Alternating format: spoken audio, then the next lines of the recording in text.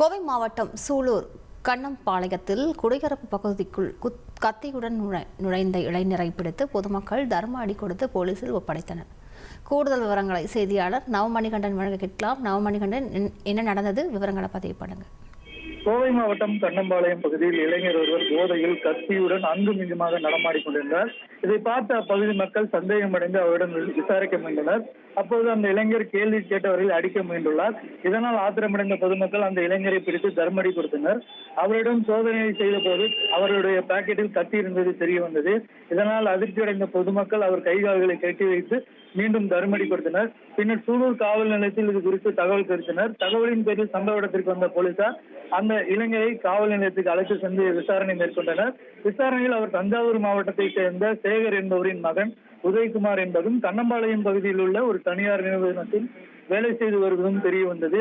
இதனையடுத்து அவரிடம் இருந்த கத்தியை பறிமுதல் செய்த போலீசார் அவர் மீது வழக்கு பதிவு செய்து நீதிமன்றத்தில் ஆஜர்படுத்தி சிறையில் அடைத்தனர். விவரங்களுக்கு நன்றி நவமணிகண்டன்.